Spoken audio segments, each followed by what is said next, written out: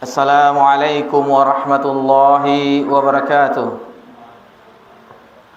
Innal hamdalillah nahmaduhu wa nasta'inuhu wa nastaghfiruh wa na'udzu billahi min shururi anfusina wa min sayyiati a'malina.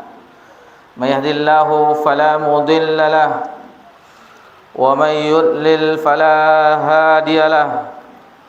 Ashhadu an la ilaha illallah wahdahu la syarika lah wa ashhadu anna Muhammadan abduhu wa rasuluh sallallahu alaihi wa ala alihi wa man sara ala nahjihi wa tamassaka bi sunnati ila yaumiddin wa sallama tasliman katsira. Ya ayyuhalladzina amanu taqullaha haqqa tuqatih wa la tamutunna illa wa antum muslimun. Ya ayyuhan nasu taqu rabbakumul ladzi khalaqakum min nafsin wahidah wa khalaqa minha zawjaha wa batha minhuma rijalan katsiran wa nisaa'a. واتقوا الله الذي تساءلون به والأرحام إن الله كان عليكم رقيبا. يا أيها الذين آمنوا اتقوا الله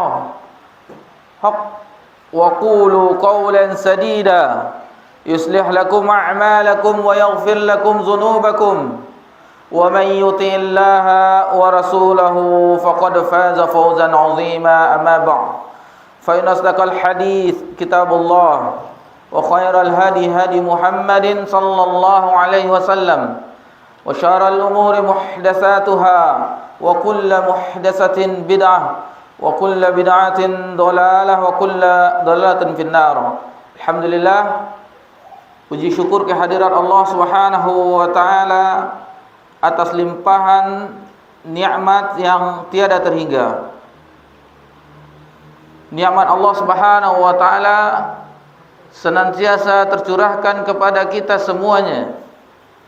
Nikmat Allah Subhanahu wa taala tidak pernah terputus, tidak pernah terhenti walaupun hanya sekejap mata.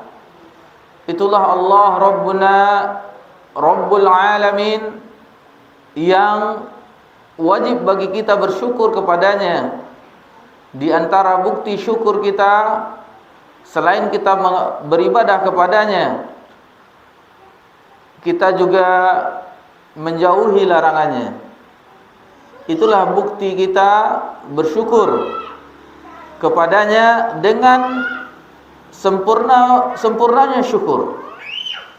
Setelah kita meyakini dalam hati kita bahwasanya semua nikmat hanya darinya, kemudian kita ucapkan dengan lisan kita pujian-pujian sanjungan kepadanya, lalu anggota badan kita tunduk melakukan ketaatan ibadah-ibadah kepadanya. Itulah syukur yang sebenarnya, yang tidak hanya sekadar ucapan lisan, terbukti juga dengan amal perbuatan. Kemudian salawat beriringkan salam kepada Nabi kita tercinta, Nabi Muhammad sallallahu alaihi wasallam. Ma'asyiral muslimin wal muslimat rahimani wa rahimakumullah. Pelajaran kita di matan usulul salasah di pekan yang lalu, alhamdulillah kita telah menjelaskan tentang dalil dari syahadat Muhammad Rasulullah. Jadi di pekan yang lalu intinya, karena di 2 pekan sebelumnya kita telah menjelaskan tentang syahadat la ilaha illallah. Di pekan yang lalu, di Senin yang lalu, selain syahadat la ilaha illallah, kita membahas alhamdulillah selesai rukun Islam yang 5. Alhamdulillah kita selesai menjelaskan tentang dalil-dalil yang dibawakan oleh muallif tentang rukun Islam yang 5, di mana muallif menyebutkan dalam matanya, wa dalilu syahadati anna Muhammadar Rasulullah qaulu ta'ala, dan dalil dari syahadah sesungguhnya Muhammad adalah utusan Allah adalah firman Allah Subhanahu wa taala di dalam surah At-Taubah ayat 128, laqad ja'akum rasulun min anfusikum azizun 'alaihi ma 'anittum harisun 'alaikum bil mu'minina raufur rahim. Sungguh telah datang kepadamu rasul utusan yang berasal dari anfusikum, dari jenismu sendiri, azizun 'alaihi ma 'anittum, dan sangat berat terasa oleh Nabi ini apa yang kamu derita, apa yang kamu rasakan. Harisun 'alaikum, dan sangat ingin Nabi ini, Rasul ini sangat ingin keselamatan bagimu. Bil mu'minina raufur rahim, dan terhadap orang beriman dia raufur rahim. Lalu wa ma'na syahadati anna Muhammadar Rasulullah, dan makna dari syahadat Muhammad Rasulullah ta'atuhu fima amar, yaitu mentaati apa-apa yang diperintahkan, wa tasdiqu fima akhbar, dan membenarkan apa-apa khabar darinya, berita dari Nabi Muhammad sallallahu alaihi wasallam, wajtinabu ma anhu naha wa zajar, dan menjauhi apa-apa yang dilarangnya, wa alla yu'badallahu illa bima syara', dan tidak beribadah kepada Allah kecuali apa-apa yang telah disyariatkannya. Jadi itu dari konsekuensi dari syahadat Muhammad Rasulullah. Yang pertama yaitu kita mentaati apa yang diperintahnya. Yang kedua membenarkan kabar darinya, apa yang datang, risalah yang dibawa darinya merupakan wahyu dari Rabbul Alamin, risalah dari Allah Subhanahu wa taala, kita benarkan. Lalu yang ketiga kita menjauhi apa yang telah dilarangnya. Lalu yang keempat kita tidak beribadah kepada Allah Subhanahu wa taala. Haram bagi kita beribadah kepada Allah Subhanahu wa taala kecuali apa yang telah disyariatkannya, kecuali apa telah dicontohkannya. Dan alhamdulillah kita juga jelaskan ini masalah sunnah, dan kita juga jelaskan masalah bid'ah. Sehingga dengan mempelajari bid'ah, bahaya bid'ah, hukum bid'ah, definisi bid'ah di pekan yang lalu, maka kita tidak lagi tidak asing lagi dengan ini, dan tidak fobia lagi telinga kita dengan istilah bid'ah. Karena yang pertama kali mewanti-wanti kita akan tindakan bid'ah adalah Nabi sallallahu alaihi wasallam. Wa iyyakum bil muhdatsatil umur. Nabi sallallahu alaihi wasallam yang mewanti-wanti kita agar menjauhi perkara baru dalam masalah agama. Dan ini telah kita jelaskan di pekan yang lalu, mana yang bid'ah secara lughah, masalah duniawi, masalah teknologi, masalah sains, ini tidak masuk dalam secara istilah, secara lughah, bahasa itu memang sesuatu hal yang baru. Akan tetapi yang dimaksud bid'ah yang dilarang oleh Nabi, yang diancam dengan neraka, adalah bid'ah dalam perkara agama. Jadi harus kita dudukkan dalam permasalahan agama, itulah yang disebut dengan bid'ah istilah di dalam agama kita. Bukan bid'ah yang diyakini. Bahkan seorang dai yang terkenal mengatakan bahwa mikrofon bid'ah, pesawat bid'ah, semua. Bukan itu.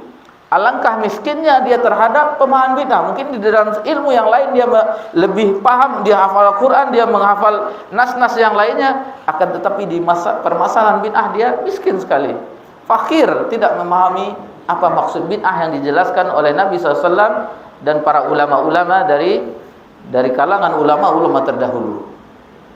Lalu mereka beralasan, lalu bagaimana dengan Umar yang ketika itu mengumpulkan sahabat dalam satu jamaah dalam sholat tarawih? Telah dijelaskan oleh ulama bahwa itu bid'ah hasanah yang disebutkan itu bukan bid'ah hasanah yang sebelumnya belum ada. Bukankah di sebelumnya Nabi juga mengamalkan beberapa malam? Lalu Nabi khawatir ini diwajibkan karena ketika Nabi masih ada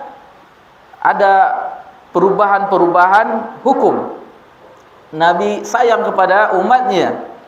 Kalaulah tidak, nanti khawatir diwajibkan salat tarawih, salat sunnah qiyamul lail di malam bulan Ramadan, maka Nabi SAW tetap melanjutkannya. Namun di malam yang berikutnya Nabi tidak menghadirinya, walaupun semakin banyak sahabat yang hadir.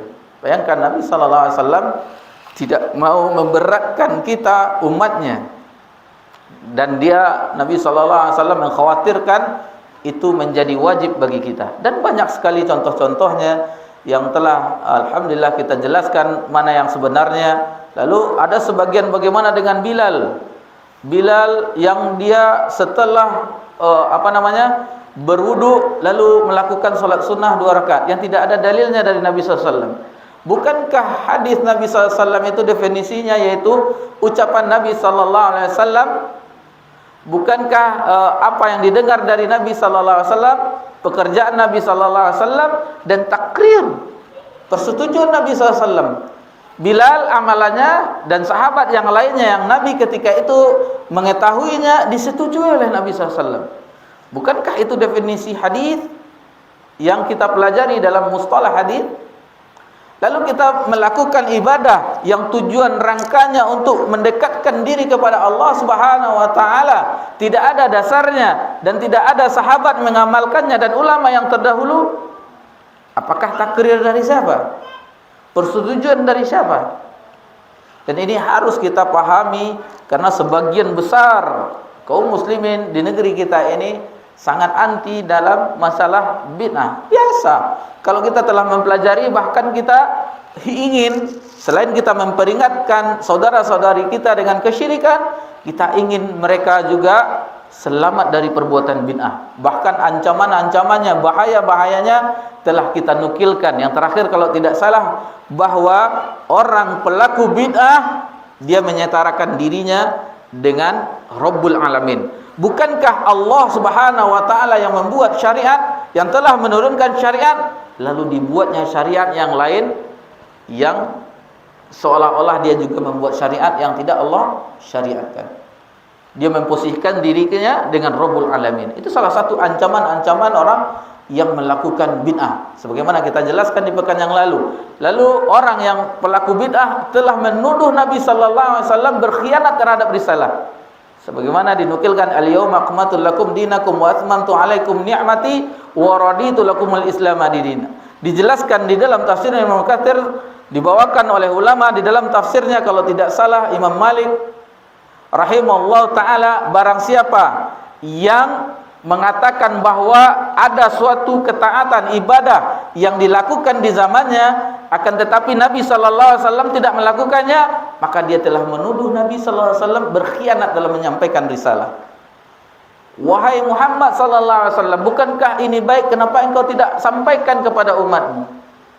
Seolah-olah Nabi berkhianat dalam menyampaikan risalah. Dan masih banyak sekali ancamannya dari yang disusun oleh para ulama tentang masalah bahaya bid'ah ini. Dan alhamdulillah, seandainya kita telah mengetahuinya, maka kita pun tidak asing lagi dengan bid'ah, dan kita tidak mengetahui jangan sampai kita bahwa ini pesawat bid'ah, mobil motor bid'ah, ini bid'ah, yang masalah sains teknologi bid'ah, tidak.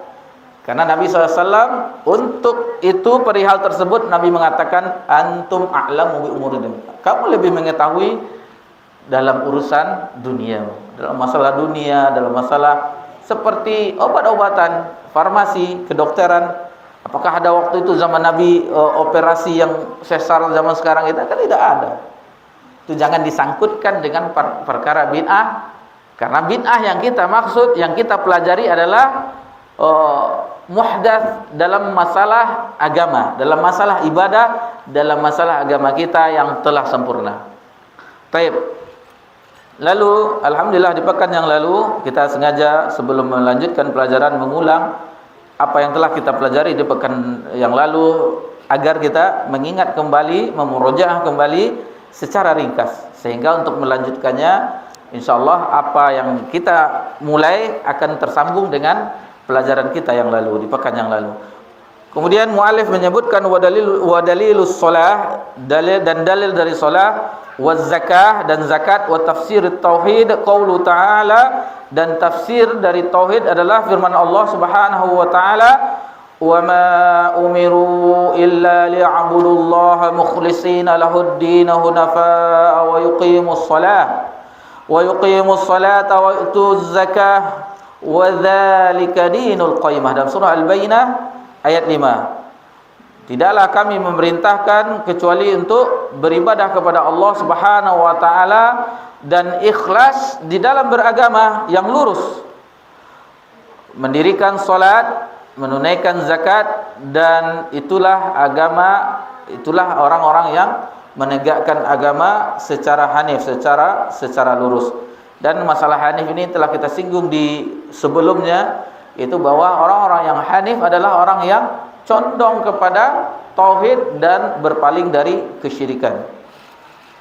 Wa dalilus siyam qaulu ta'ala, dan dalil dari siyam firman Allah Subhanahu wa taala, ya ayyuhalladzina amanu kutiba alaikumus siyamu kama kutiba alal ladzina min qablikum la'allakum tattaqun. Dan ini adalah ayat mungkin di antara dalil-dalil rukun Islam yang paling kita hafal ini. Kalau mengenai syahadat, sebelum belajar mungkin kita apa dalil dari syahadat, la ilaha illallah wa syahadat, masih samar-samar. Dalil ini mungkin kalau untuk salat, waqimus shalah wa atuz zakah, itu banyak dalam Al-Qur'an. Dan ini karena kita kenal sejak dari dahulu, sejak dari kecil, khotib-khotib, mubaligh, da'i, penceramah sebelum memasuki bulan Ramadan dan di bulan Ramadan membawakan ayat ini. Wahai orang-orang beriman, diseru orang beriman, kutiba alaikumus siyam, diwajibkan atasmu berpuasa, kama kutiba alal ladzina min qablikum, sebagaimana diwajibkan atas orang-orang sebelum kamu, la'allakum tattaqun, agar kamu menjadi orang-orang yang bertakwa. Masyarul muslimin wa muslimat rahimakumullah, dan alhamdulillah kita telah jelaskan puasa bagi umat Nabi Muhammad sallallahu alaihi wasallam, di antaranya hikmahnya adalah bukti sempurnanya ajaran Nabi Muhammad SAW yang menyempurnakan ajaran sebelumnya, dan banyak faedah-faedah lain alhamdulillah telah kita jelaskan secara ringkas di pertemuan-pertemuan yang lalu. Wa dalilul hajju qaulu ta'ala, dan dalil dari haji adalah firman Allah Subhanahu wa taala, walillahi 'alan nasi hajjul baiti man istata'a ilaihi sabila, dan bagi Allah lah, Allah mewajibkan bagi manusia untuk haji ke Baitullah, man istata'a, bagi yang mampu, ilaihi sabila, yang melakukan perjalanan, wa man kafara fa innallaha ghaniyun 'anil 'alamin, dan barang siapa yang kafir maka sesungguhnya Allah Maha Kaya di atas segalanya, dari atas alam semesta ini. Jadi Allah tidak membutuhkan ketakwaan kita. Allah tidak membutuhkan ibadah kita. Allah tidak membutuhkan sedikit pun dari ketaatan kita. Di dalam hadis qudsi sebagaimana diriwayatkan dalam dan Imam Nawawi membawakan di hadis Matan Arba'in An-Nawawiyah dari sahabat yang mulia Muadz bin Jabal, bagaimana di akhir hadis itu Nabi menyebutkan bahwasanya barang siapa di antara umat ini, baik itu jin dan manusia, dia beramal soleh sebagaimana mempunyai hati yang bertakwa, sebagaimana hati orang yang bertakwa seperti Nabi Muhammad SAW seluruhnya melakukan ketaatan kepada Allah Subhanahu wa taala, maka tidak akan menambah kemuliaan Allah, tidak menambah kerajaan Allah Subhanahu wa taala, tidak menambah kekuasaan Allah Subhanahu wa taala. Begitu juga seandainya mereka semua jin dan manusia berkumpul dari awal sampai akhirnya, dan mereka berhati orang yang paling jahat, hati seperti Fir'aun atau hati seperti iblis, mereka bermaksiat kepada Allah Subhanahu wa taala seluruhnya, maka sedikit pun tidak menjatuhkan kekuasaan Allah, kemuliaan Allah, kerajaan Allah Subhanahu wa taala. Kalau Allah Subhanahu wa taala tidak membutuhkan ketaatan kepada kita. Kita yang butuh ibadah kita yang bermanfaat bagi kita di akhirat kelak.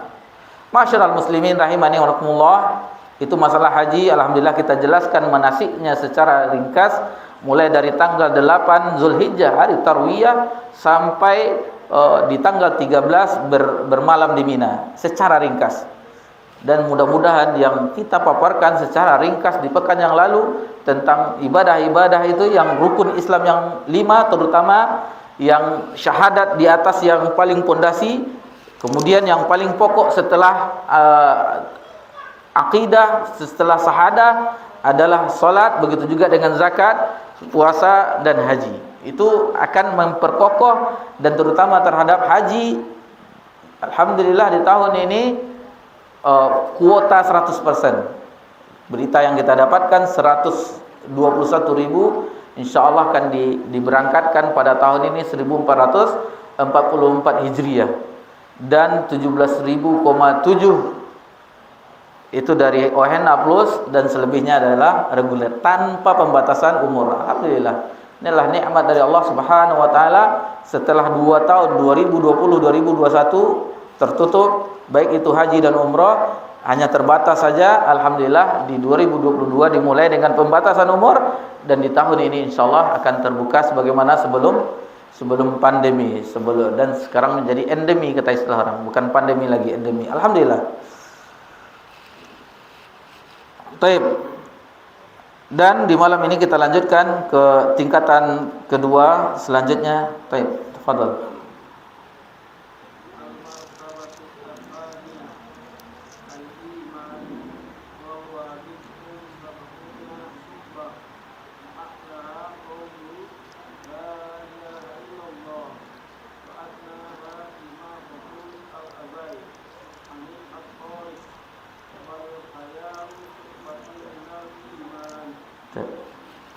Kemudian muallif melanjutkan al-martabatus tsaniyah, yaitu tingkatan yang kedua dari tingkatan-tingkatan agama. Yang pertama yaitu Islam, yang kedua iman, dan yang ketiga ihsan.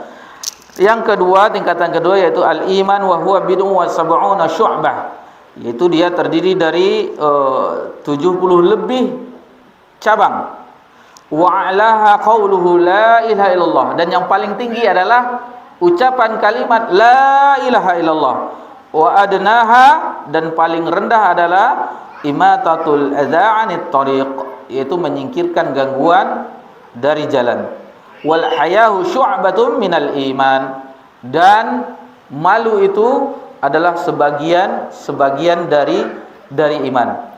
Dan masalah definisi iman, alhamdulillah kita telah singgung di awal-awal pelajaran kita masalah iman. Definisinya secara lughah bahwa dia adalah percaya, tasdik, pembenaran. Adapun secara istilah kita bawakan ketika itu istilah dari salah seorang ulama Ahlussunnah wal Jamaah, bahwasanya al-iman adalah definisinya tasdiku bil janan, yaitu membenarkan dengan hati, dalam hati kita.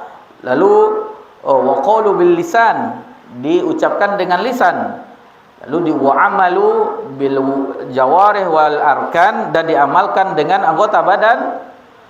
Wa yazidu bi ta'atir rahman, dia akan bertambah jika melakukan ketaatan kepada Ar-Rahman, Allah Subhanahu wa taala. Wa yanqus ta'atu ila syaitan, dan dia akan berkurang apabila dia taat kepada syaitan. Maksudnya mengikuti langkah-langkah syaitan, iman itu akan berkurang. Jadi iman itu ada kalanya naik dan ada kalanya surut.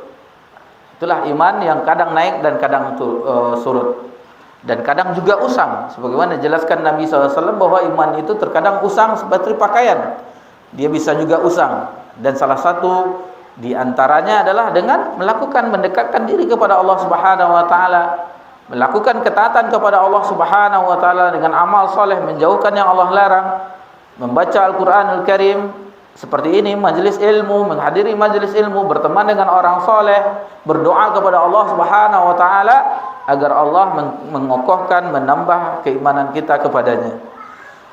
Lalu diungkapkan di sini wa huwa bid'u adalah angka di antara angka 3 dan angka 9. Dari istilah bahasa Arab bagi yang nanti akan mempelajari bahasa Arab, bid'u itu adalah angka 3 sampai angka 9. Jadi bid'u di sini bid'u wa sab'una syu'bah berarti sekitar 73 atau 7 sampai 79 cabang. Makanya sebagian terjemahan itu lebih daripada 73 cabang. Jadi kata-kata bid'u itu antara 3 dan antara 9. Jadi bid'u wa sab'una syu'bah antara 73 atau 7 sampai 79 cabang. Dan tentang masalah cabang-cabang keimanan ini telah diupayakan oleh imam seperti Imam Al-Baihaqi tentang dalam kitabnya Syu'batul Iman menjelaskan mana saja yang 70 lebih cabang itu dijelaskan dalam kitab tersebut. Dan alhamdulillah telah diterjemahkan ke dalam bahasa Indonesia. Jadi ingin mengetahui mana saja 70 cabang dari keimanan itu, ini dalil khususnya bahwa 1 2 3 tidak, tetapi Imam Al-Baihaqi dengan upayanya menyusun mana yang termasuk dari keimanan yang 70 cabang disebutkan oleh Nabi sallallahu alaihi wasallam. Wal haya'u syu'batun minal iman, dan malu itu adalah termasuk dari keimanan. Sifat malu adalah sifat yang menjaga muru'ah, dan diutamakan malu itu adalah sifat selain laki-laki juga yang terutama bagi perempuan. Karena perempuan harus menjaga kehormatannya. Dan bagaimana perempuan di zaman dahulu, para sahabiah, mereka tidak berani berjalan di tengah-tengah jalan umum. Apabila mereka itu tidak berani, mereka melewati jalan umum di tengah-tengah. Mereka mengambil posisi pinggir sehingga pakaiannya itu terseret dengan dinding-dinding rumah. Jadi mereka tidak mau berbaur. Alangkah malunya mereka. Alangkah malu tingginya rasa malu mereka. Sementara di zaman kita ini kita saksikan bagaimana perempuan yang tidak atau sedikit sekali rasa malu mereka. Lihatlah bagaimana baleho iklan-iklan kecantikan, mereka semua tanpa ada rasa malu. Waliyazubillah, ini adalah di antara fitnah-fitnah yang kita sebagai kaum Adam susah juga untuk menundukkan pandangan kita. Di HP kita itu kadang-kadang kita membuka, ada saja yang datang iklan-iklan yang waliyazubillah. Ini adalah fitnah. Di antara fitnah-fitnah yang sangat besar di zaman kita ini yang tidak dimiliki oleh orang-orang sebelum kita. Mulai muncul teknologi itu sampai sekarang, dan entah apa lagi di aplikasi-aplikasi yang ada di masa datang kita tidak tahu bagaimana. Mudah-mudahan Allah menyelamatkan kita dari fitnah-fitnah, karena ini sangat berbahaya bagi keimanan kita. Baik. Fadal.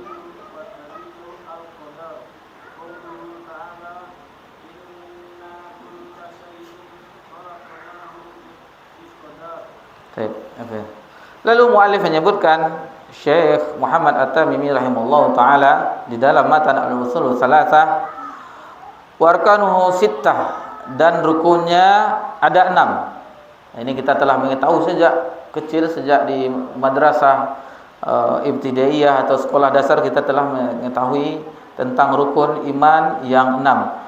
Antu'mina billah wa malaikatihi wa kutubihi wa rusulihi wal yaumil akhir wa tu'mina biqadari khairi wa syarri.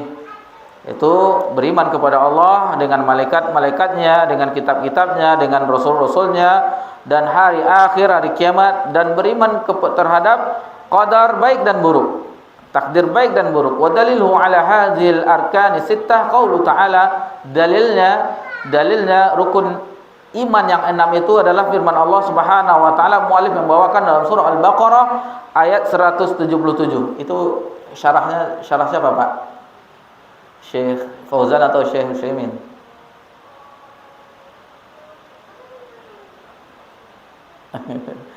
Masyaallah. Itu bermanfaat itu, alhamdulillah. Dan matan ini banyak sekali yang mensyarahnya, seperti Syekh Muhammad Shalih Fauzan, Syekh Muhammad Shalih Muslimin, dan syekh-syekh yang lainnya sangat banyak yang mensyarahnya.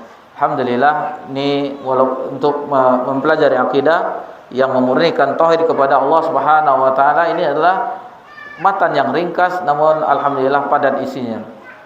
Lalu muallif menyebutkan firman Allah dalam surah Al-Baqarah, laisal birra an tuwallu wujuhakum qibala al-masyriq wal maghrib. Bukanlah kebajikan itu adalah engkau memalingkan wajahmu, menghadapkan wajahmu ke masyriq dan maghrib. Walakinnal birra man amana billahi wal yaumil akhir wal malaikati wal kitabi wan nabiyyin. Akan tetapi kebaikan itu adalah engkau beriman kepada Allah, hari akhir, malaikat-malaikatnya dan kitab-kitabnya dan nabi-nabinya. Wa dalilul qadari qaulu ta'ala inna kulla syai'in khalaqnahu biqadar. Dalam surah Al-Qamar ayat 49, dan dalil dari qadar adalah firman Allah Subhanahu wa taala, sesungguhnya segala sesuatu itu diciptakannya dengan takdirnya, dengan takarannya. Dalam surah Al-Qamar ayat 49. Adapun penjelasannya insyaallah akan kita jelaskan setelah azan nanti. Tafadhal, azan dulu insyaallah.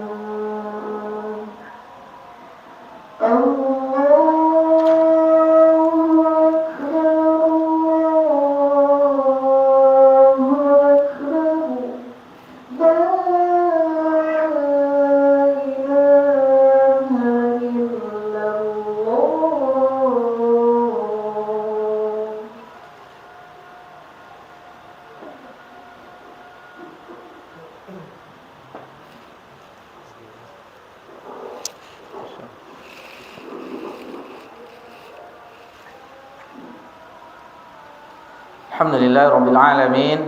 Wassalatu wassalamu ala asyrafil anbiya'i wal mursalin wa ala alihi wa ashabihi ajma'in, amma ba'd.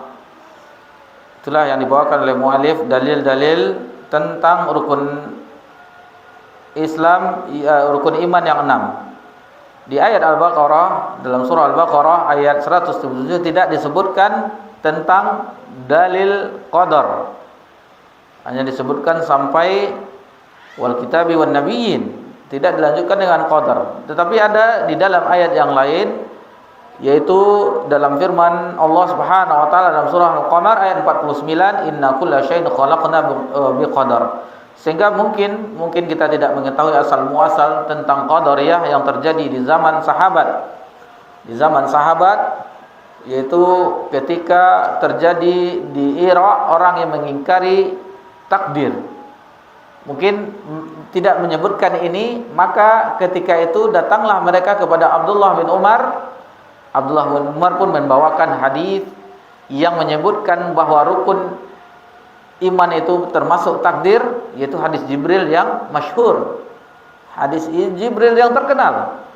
Dan rata-rata orang talabul ilmi mengetahui hadis Jibril.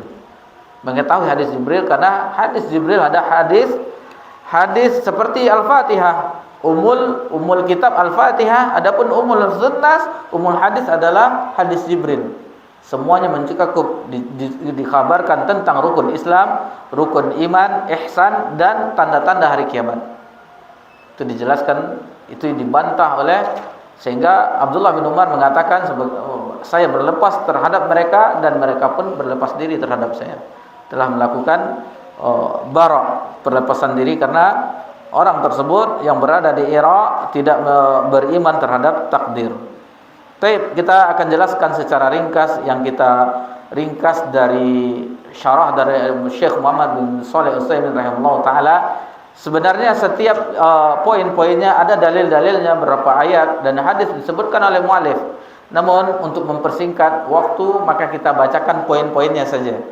Akan kita bacakan poin-poinnya secara jelas, dan bagi yang bisa mencatat, seandainya tidak mempunyai syarahnya, alangkah bagusnya, sehingga apa yang kita guru itu bisa kita bawa.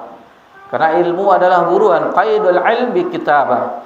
Ikatlah ilmu itu dengan tulisan. Alangkah anehnya, kata ulama terdahulu, seseorang yang telah bersusah payah memburu, menangkap hewan buruannya lalu melepaskan begitu saja.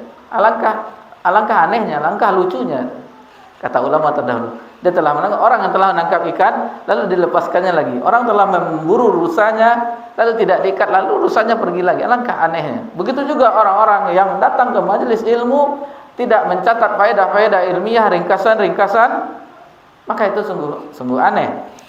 Tapi alhamdulillah, sebagaimana pernah kita singgung, hafalan kita seperti hafalan Imam Syafi'i. Sekali dengar hafal semua. Allahu Ustaz. Baik. Masyaallah muslimin rahimani wa rahimakumullah. Yang pertama adalah iman kepada Allah Subhanahu wa taala. Iman kepada Allah Subhanahu wa taala adalah rukun iman yang paling kokoh.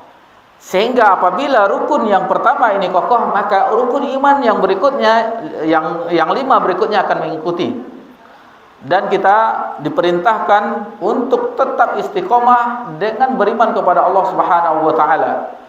Ada seorang sahabat yang datang kepada Nabi sallallahu alaihi wasallam, "Ya Rasulullah, berikanlah aku nasihat, ungkapan, kalimat yang aku tidak bertanya lagi kepada selain Engkau." Lalu Nabi sallallahu alaihi wasallam memberi nasihat yang ringkas, padat, tetapi mencakup makna yang sangat mendalam. Nabi menjelaskan, "Antu'minu billah tsumma istaqim." Engkau beriman kepada Allah, kemudian istiqomah. Istiqomah dengan keimanan kepada Allah Subhanahu wa taala. Dan kita pernah singgung ayatnya dalam surah Fussilat ayat 31 atau 32, bahwasanya Allah Subhanahu wa taala berfirman, orang-orang yang istiqomah, innal ladzina qalu rabbunallah tsumma istaqamu tatanazzalu alaihimul malaikatu ada hafal? Tatanazzul malaikatu alla takhafu wa la tahzanu. Jadi jangan khawatir, sesungguhnya orang yang berkata bahwa Rabb kami adalah Allah, kemudian dia istiqomah, lalu akan turun malaikat yang akan membawa kabar, jangan takut dan jangan bersedih hati. Wa abashirhum bil jannati allati kuntum tu'adun, dan beri kabar gembira. Bagaimana penjagaan orang-orang yang istiqomah dalam keimanan kepada Allah Subhanahu wa taala dijelaskan oleh para ulama bahwa ketika hidupnya dia dijaga, ketika dia sakaratul maut dijaga. Begitu juga dia ketika di alam kuburnya dijaga, ketika dibangkitkan juga dijaga, ketika melintasi sirat, qantarah, dan sampai masuk surga dijaga. Alla takhafu wa la tahzanu. Masyarakat muslimin wa muslimat, dan ini sangat berat. Kita mohon, maka minta kepada Allah agar diwafatkan Allah bi husnul khatimah. Ya Allah, wafatkanlah aku dengan husnul khatimah. Minta kepada Allah Subhanahu wa taala agar kita diwafatkan dalam keadaan husnul khatimah. Dan iman kepada Allah ini adalah iman yang paling pokok, bahwasanya ada beberapa unsur, ada beberapa faktor bukti kita beriman kepada Allah Subhanahu wa taala. Bukti dengan fitrah, bisa dibuktikan dengan fitrah.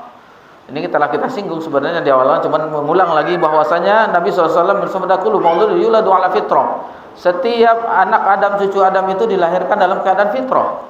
Asal muasalnya itu mereka meyakini Allah itu sebagai Rabbnya. Diyakini alastu bi rabbikum. Qalu bala wa syahidna, dalam surah Al-A'raf. Bukankah aku ini Rabbmu? Mereka menjawab, anak cucu Adam, benar, dan kami mempersaksikannya. Ketika di alam ruh mereka mempersaksikan bahwa Allah itu adalah Rabb. Akan tetapi itulah dia dilahirkan oleh keluarganya, itulah disebut oleh Nabi, maka orang tuanya lah, bapaknya lah yang menyebabkan dia menjadi seorang Nasrani, Yahudi, Nasrani, dan Majusi. Masyaallah muslimin rahimanillah. Dan begitu juga dengan akal. Dengan akal beriman terhadap adanya Allah Subhanahu wa taala, adanya Allah Subhanahu wa taala itu dibuktikan dengan akal. Ini pernah juga kita sebutkan dalam surah At-Tur ayat 35. Allah Subhanahu wa taala berfirman, am khuliqu min ghairi syai'in am humul khaliqun. Bukankah mereka itu, tidakkah mereka itu diciptakan tidak dengan sesuatu pun, atau mereka menciptakan diri mereka sendiri? Am khalaqus samawati wal arda la yuqinun. Atau bukankah atau merekakah yang menciptakan langit dan bumi? Sebenarnya mereka tidak meyakini apa yang mereka katakan. Am indahum khazainu rabbika amul musaitirun. Dan apakah mereka yang memiliki perbandaran Rabb mereka, Rabbmu?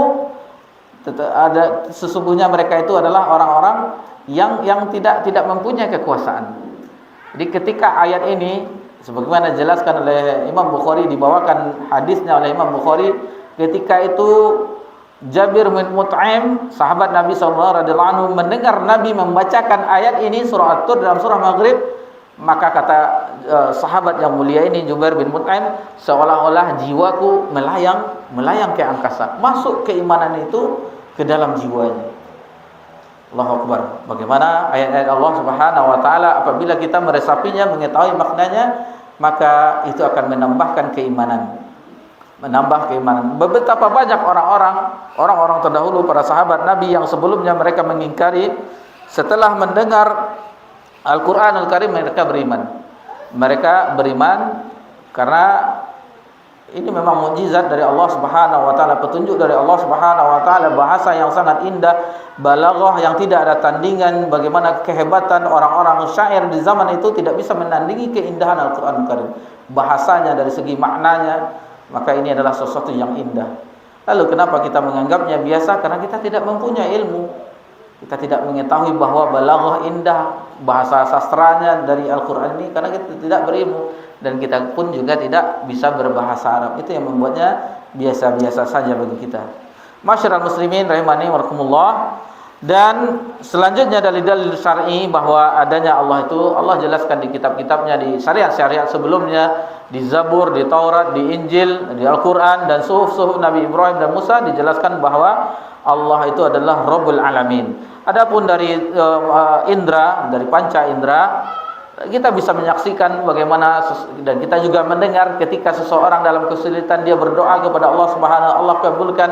Ketika dia dalam kesulitan lalu dia berdoa kepada Allah, dikabulkan oleh Allah permintaannya. Betapa banyak pertolongan Allah Subhanahu wa taala kepada hamba-hambanya. Lalu dengan adanya kenabian, mukjizat seperti mukjizat Nabi Ibrahim yang tidak terbakar ketika dibakar oleh Namrud, Nabi Musa yang ketika itu bisa membelah laut, tongkatnya bisa menjadi ular, begitu seterusnya. Para nabi dan rasul itu ada mukjizat, itu menandakan dengan secara panca indera bahwa Allah itu ada mukjizat-mukjizat diutusnya para nabi. Itu adalah bukti semuanya, baik itu secara fitrah, secara akal, dan secara dalil syar'i, secara indra panca indera kita, maka itu membuktikan bahwa Allah itu ada. Alangkah pernah diungkapkan oleh orang-orang Badui. Orang Badui mengatakan bahwasanya dia ketika melihat kotoran onta, ketika itu onta tidak ada, tapi ada kotorannya. Lalu orang Badui itu mengatakan adanya kotoran onta tersebut menandakan bahwa adanya onta. Adanya gugusan bintang-bintang, bulan, rembulan, matahari, bulan, bahwa semua itu menandakan ada yang menciptakannya. Dan itulah tentang alam semesta ini telah kita jelaskan di rububiyah di awal-awalnya, bahwasanya itu menandakan adanya Allah Subhanahu wa ta'ala yang telah menciptakannya. Dan kita juga telah membawakan bagaimana dialog Imam Abu Hanifah dengan orang ateis, orang yang tidak meyakini dengan adanya Tuhan, dengan adanya yang menciptakan. Lalu dibantah, diceritakan oleh secara dibawa dengan dalil logika oleh Imam Abu Hanifah, Nu'man bin Thabit rahimahullah ta'ala, bahwasanya bagaimana menurut anda ketika di sungai Efrat atau Tigris ini ada kapal yang datang, lalu dia berlabuh di dermaga, turun sendiri barang-barangnya dengan sendirinya, dengan tidak ada yang mengelolanya, tidak ada yang mengangkatnya. Mustahil kata orang ateis. Begitu juga dengan alam semesta ini, tidak mungkin ada matahari, ada langit, ada bumi tanpa ada yang menciptakannya. Itulah logika yang dibawakan oleh Imam Abu Hanifah membantah orang ateis yang mengatakan bahwa tidak adanya Tuhan. Dan orang ateis itu sendiri apabila mereka dalam keadaan kesulitan, mereka pun akan mengakui adanya Tuhan. Oh my God, katanya. Dia mengakui Tuhan, walaupun dalam ungkapannya dia tidak meyakini adanya Tuhan, tetapi dalam ketika bahaya, nyaut, misalnya dia mengendarai kendaraan akan tabrakan, pasti dia mengucapkan, oh my God, katanya kan. Wahai Tuhanku, katanya. Masyaallah muslimin rahimani warahmatullah. Lalu dalam beriman kepada Allah Subhanahu wa taala, yang tadi tentang beriman adanya Allah, yang kedua tentang mengimani sifat rububiyahnya. Bahwa rububiyahnya, dan ini kita jelaskan bahwa Allah Subhanahu wa taala adalah satu-satunya yang menciptakan, yang satunya memberi rezeki, satu-satunya pokoknya segala perbuatan tentang alam semesta, mengatur, menghidupkan, mematikan, bahwa itu hanyalah Allah Subhanahu wa taala. Banyak terdapat ayat-ayat dalam Al-Qur'an Karim, seperti dalam surah Az-Zukhruf kita berikan contoh, wa la in sa'altahum man khalaqas samawati wal arda la yakuna Allah la khalaqal azizul alim. Dan jika ditanyakan kepada mereka siapa yang menciptakan langit dan bumi, maka mereka yang menciptakan langit dan bumi itu adalah Al-Azizul Alim, adalah yang maha agung dan maha mengetahui. Banyak terdapat ayat-ayat mengenai masalah ini apabila ditanyakan kepada orang-orang Quraisy ketika itu tentang siapa yang menurunkan hujan, maka mereka akan menjawab Allah, kan, tetapi mereka juga tidak beriman. Kenapa mereka tidak beriman? Kenapa mereka tidak bertakwa? Lalu di akhir ayat seperti itu lafaz-lafaznya. Masyaallah muslimin rahimani wa rahimakumullah. Adapun yang ketiga yaitu beriman kepada sifat uluhiyah, yaitu bahwasanya Allah itu ma'bud, yang disembah, yang tidak boleh sesembahan makhluk kepada selainnya. Dan ini alhamdulillah kita jelaskan pada sebelumnya bahwa Allah itu adalah uluhiyah, ma'bud, la ma'budi bisyiwa, istilahnya tidak boleh kita menyembah selainnya. Ya, kita boleh menyembah Allah semata tanpa berbuat syirik sedikit pun. Dan begitu juga dengan beriman dengan asma' wa sifat, dengan nama-nama Allah yang maha indah dan sifat-sifat Allah yang maha tinggi, tanpa ditahrif, tanpa ditaktil, tahrif, tanpa dipalingkan, tanpa ditaktil, tanpa ditolak, tanpa ditakhif, ditanyakan bagaimananya, tanpa ditamtsil, tanpa diserupakan. Begitulah akidah Ahlussunnah wal Jamaah di dalam mengimani asma'u wa sifat. Allah Subhanahu wa taala berfirman Di dalam surah Al-A'raf di ayat 180 mengenai bahwasanya Allah memiliki nama-nama yang indah. Allah Subhanahu wa taala berfirman, "Walillahil asmaul husna fad'uuhu biha." Sesungguhnya bagi Allah itu adalah nama-nama yang Allah memiliki nama-nama yang indah, maka berdoalah dengan asmaul husna. Wa dzarul ladzina yulhiduna fi asma'ih, dan orang-orang yang berpaling yang melenceng dari nama-namanya tersebut, menamai Allah tersebut, sayajzauna ma kanu ya'malun, dan Allah akan memberi balasan terhadap apa yang telah mereka kerjakan. Seperti orang-orang yang tidak beriman, orang tersesat seperti Mu'attilah. Orang yang Mu'attilah, orang yang menentang, mentakwil sifat Allah Subhanahu wa taala, dan ini ada banyak sekali. Apabila kita pelajari banyak sekali, dan ini pertentangan di masalah akidah, ini masalah pokok, bukan permasalahan fikih, masalah furu'.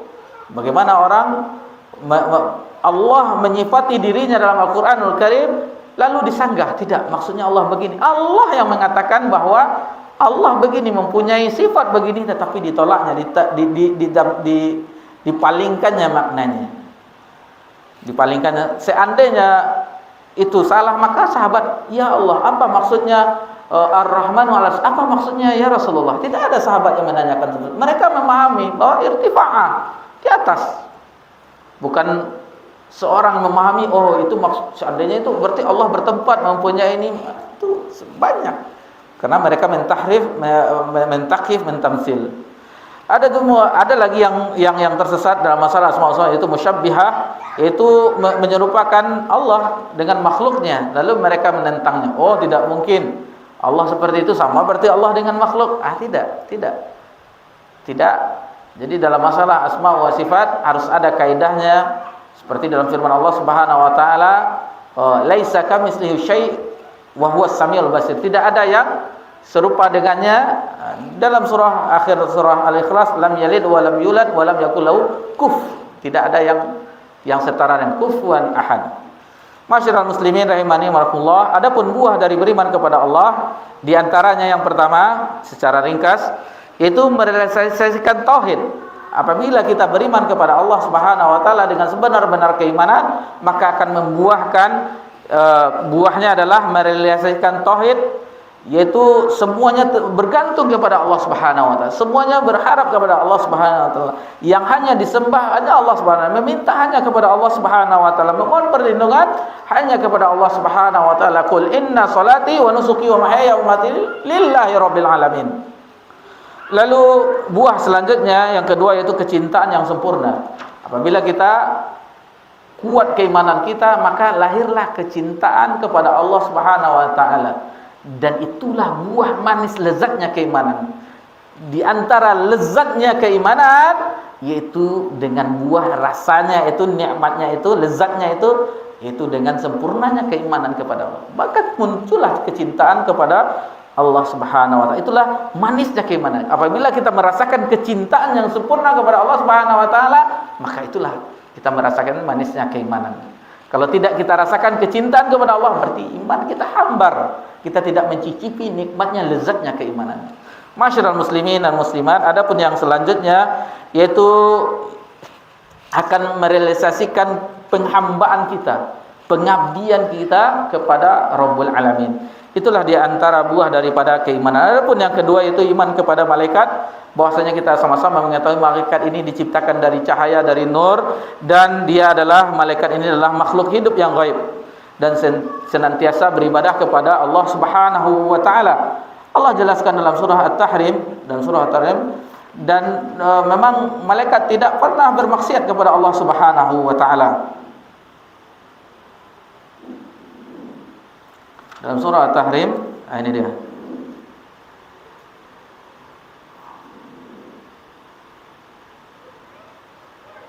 Wa yaf'aluna ma yu'marun. La ya'sunallah, malaikat itu tidak bermaksiat kepada Allah. Jadi dia wa yaf'aluna ma yu'marun, dan senantiasa mengamalkan apa, dan senantiasa beribadah kepada Allah. Karena malaikat tidak ada syahwat. Malaikat tidak ada syahwat. Kalau seandainya disujud-sujud sampai hari kiamat, malaikat akan sujud pada hari kiamat. Karena malaikat tidak makan, tidak minum, tidak ada syahwat. Apa yang Allah perintahkan itulah yang dilakukan oleh para malaikat. Dan jumlah malaikat itu banyak, sangat banyak, dan mereka kuat, besar.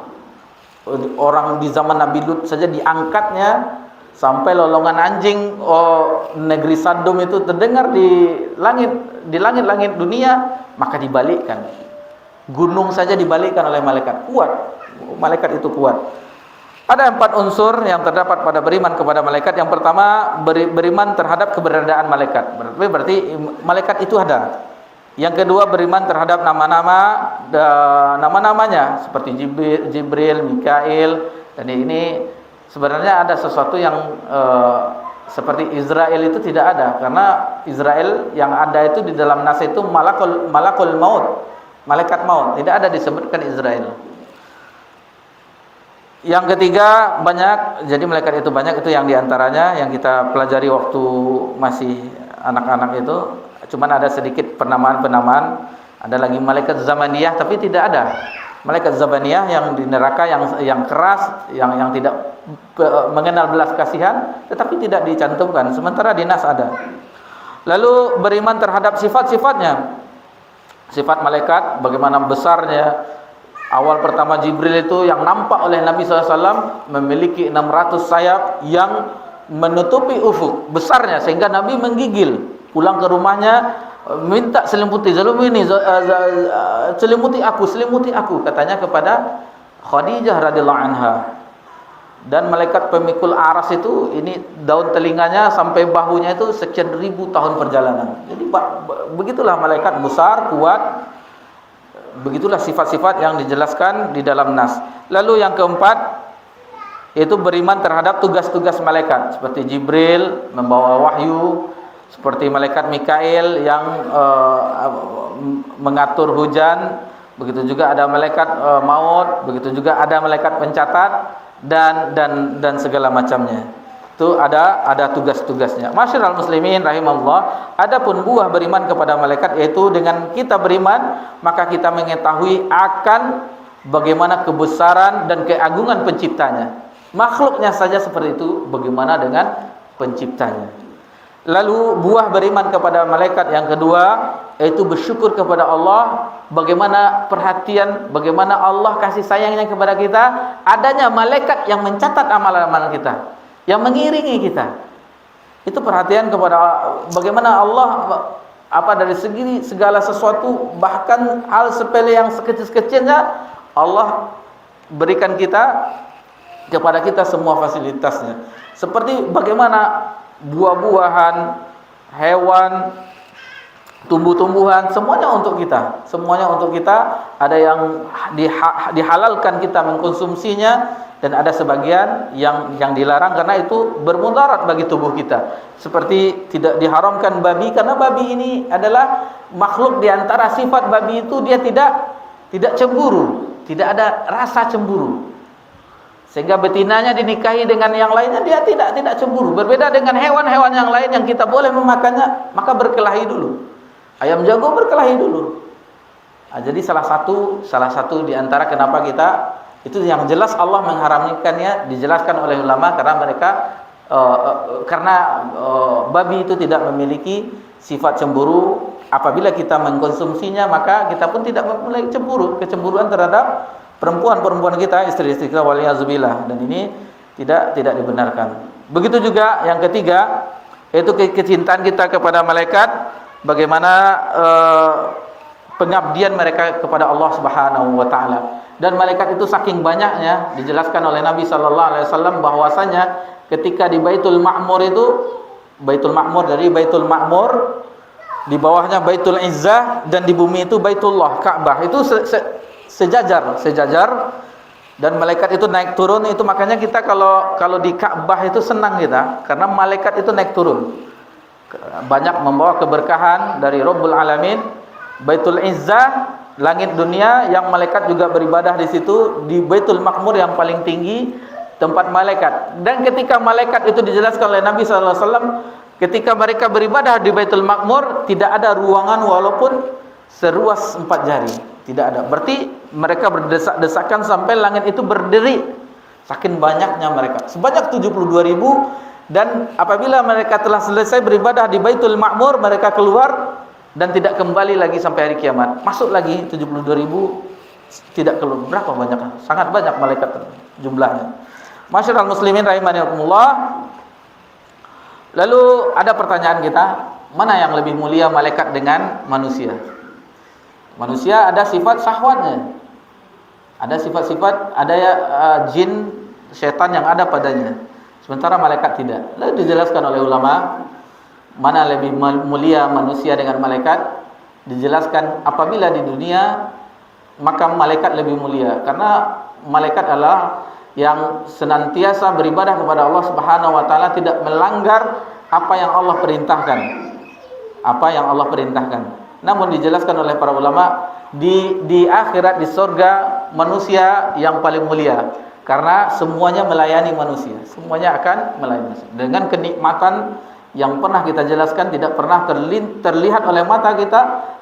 Kenikmatan surga tersebut tidak pernah terdengar oleh telinga dan tidak pernah terbesit di hati. Itulah yang dirindu-rindukan oleh orang-orang yang beriman terdahulu. Masyiral muslimin rahimanillah. Adapun yang keempat yaitu beriman kepada kitab-kitab Allah. Kepada kitab-kitab Allah ada 4 unsur juga. Yang pertama, bahwasanya kitab itu diturunkan dari Allah Subhanahu wa taala. Firman Allah Subhanahu wa taala, kalamullah. Yang kedua, beriman dengan nama-nama kitab tersebut.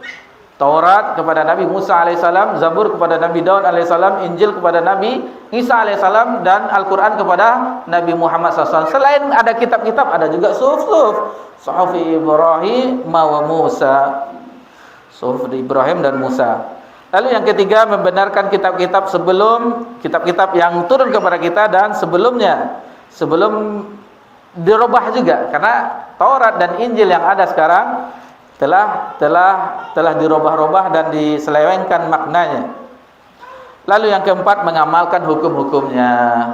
Jadi Al-Quran itu, muamalah kita dengan Al-Quran, yang pertama, kita mempelajarinya dengan membaca Al-Quran itu secara tajwid. Waratilil Qur'ana tartila. Bacalah Al-Quran itu dengan tartil, dengan tajwid, dengan tahsin, dengan sesuai dengan kaedah-kaedah ilmu tajwid.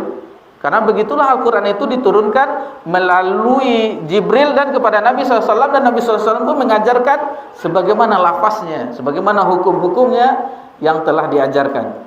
Ada idghamnya, ada izharnya, ada gunnahnya, itu sesuai dengan hukum-hukum tajwid. Yaitu yang pertama. Yang kedua, itu dah jelas beribadah kita mempelajarinya dan membacanya juga kita beribadah.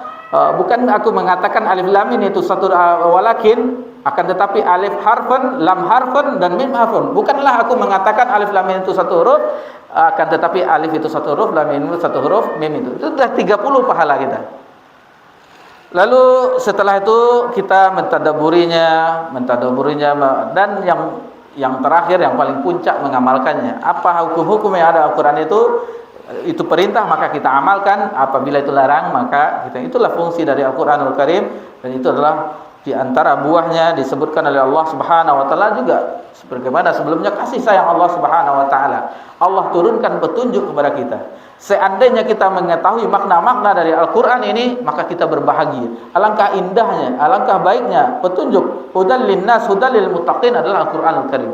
Mau petunjuknya, maka sering-seringlah mempelajarinya. Dan sumber semua ilmu adalah di Al-Quranul Karim dan hadis-hadis Nabi SAW. Dan sumber utamanya adalah Al-Quran. Di hadis butuh lagi penelitian. Di Al-Quran tidak ada butuh penelitian, karena dia ada qat'i, tidak ada keraguan. Tidak ada keraguan pasti. Adapun di hadis butuh ilmu khusus lagi, karena ada yang dhaifnya, ada yang maudhu'nya, ada yang palsu, sahih, dan yang lainnya. Butuh lagi. Tetapi tentang Al-Quran kita terima apa adanya. Paling kita membutuhkan tafsir para ulama, apa maksud dari makna-makna ayat tersebut. Dan telah pernah juga kita singgung, kita bawakan dari ulumul tafsir, bahwa Al-Quran itu secara umumnya mudah dimengerti secara umum.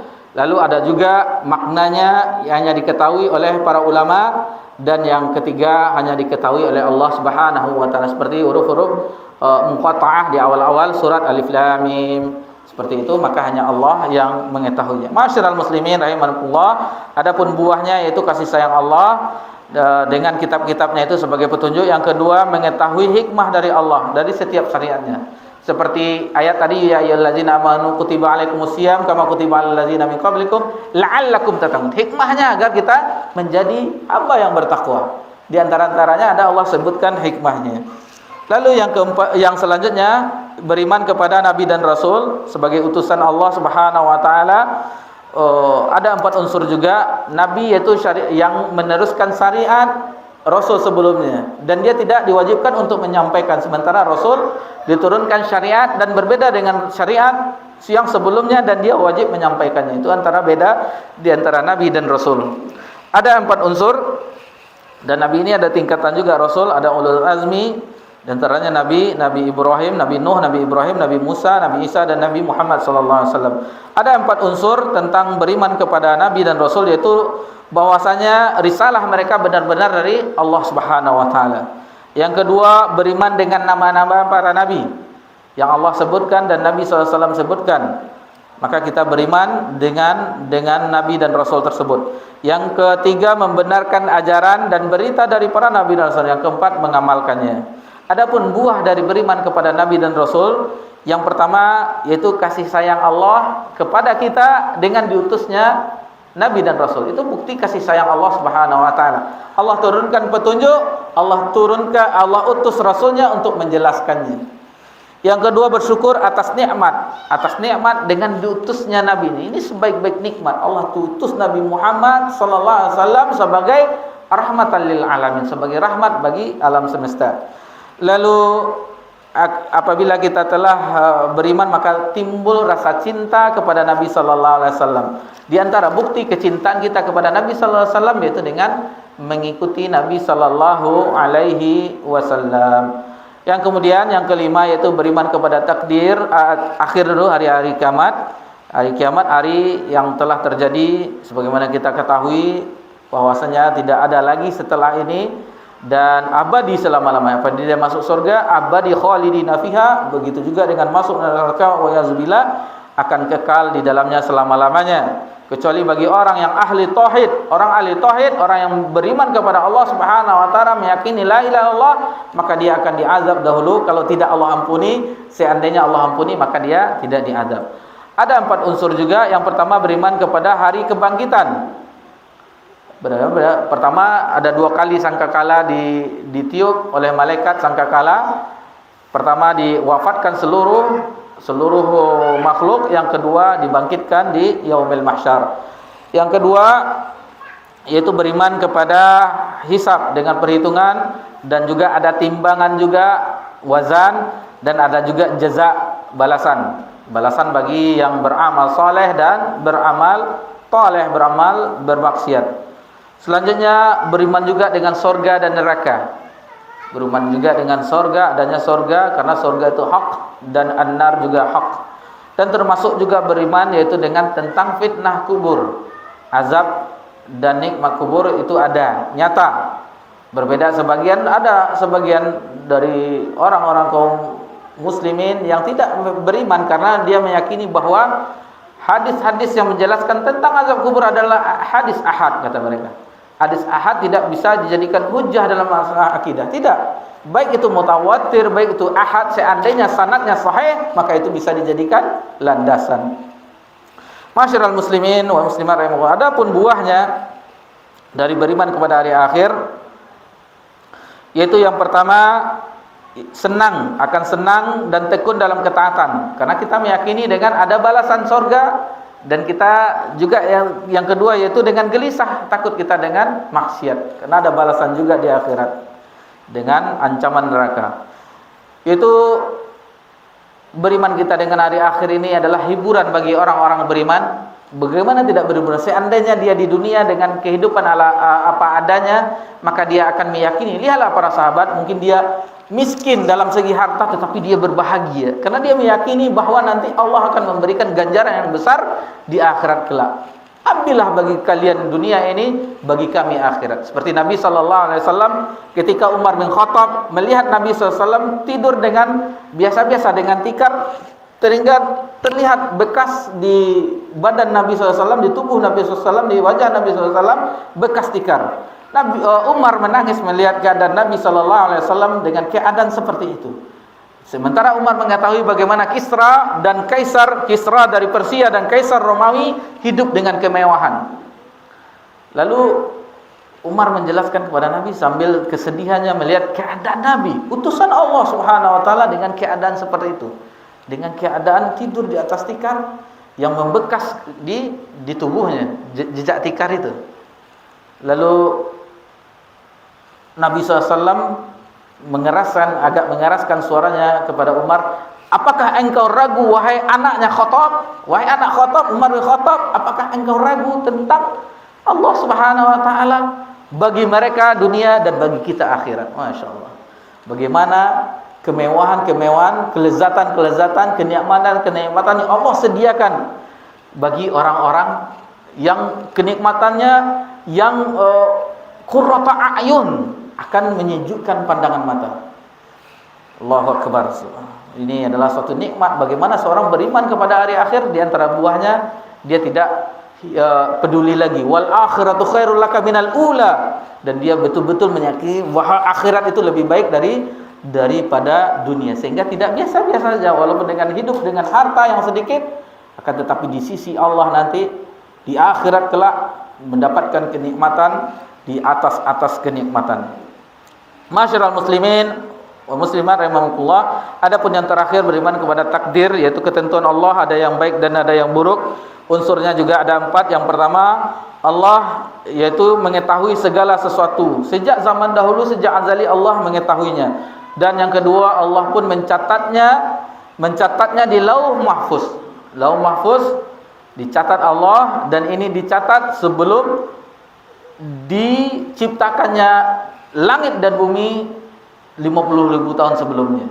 Telah ditentukan oleh Allah Subhanahu wa taala. Lalu yang ketiga, dengan beriman semua di apapun yang terjadi ini adalah kehendak Allah Subhanahu wa taala. Dan kita juga meyakini bahwa semua adalah makhluk ciptaan Allah, dan semuanya sifatnya, geraknya Allah yang menciptakan. Tidak ada satupun daun yang layu, yang kering, yang jatuh di belahan bumi manapun Allah mengetahuinya. Lalu dijelaskan oleh ulama bahwasanya semut hitam di atas batu yang hitam, di gelap yang hitam, Allah mengetahuinya.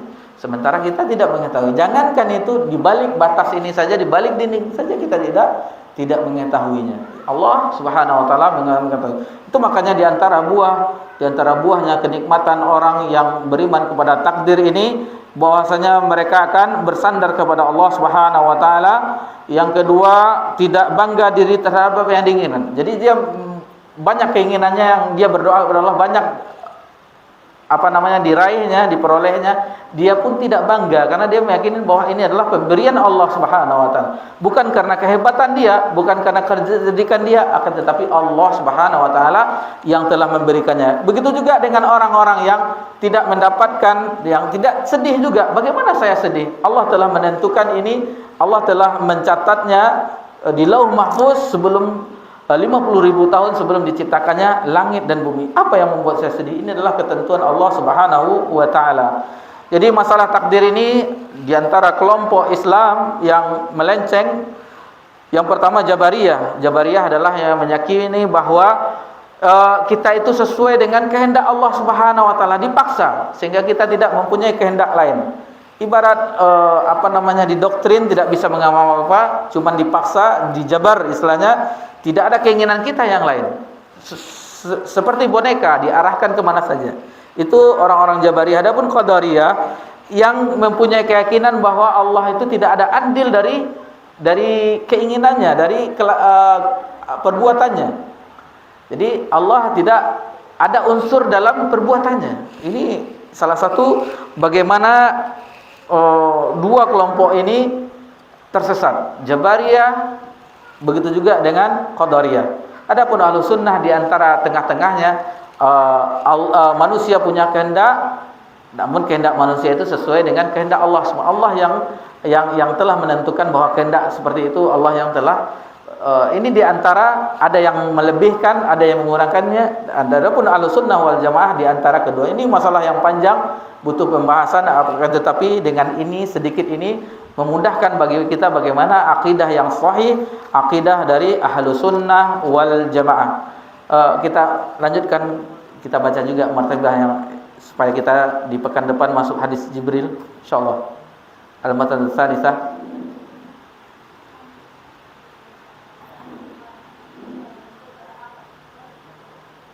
Tingkatan yang ketiga.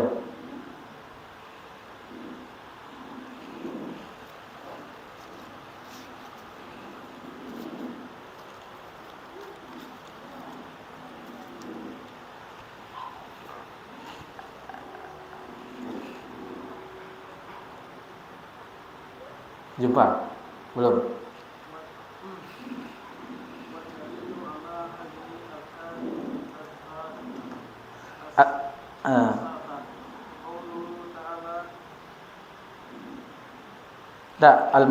Al-martabah tsalisah al-ihsan.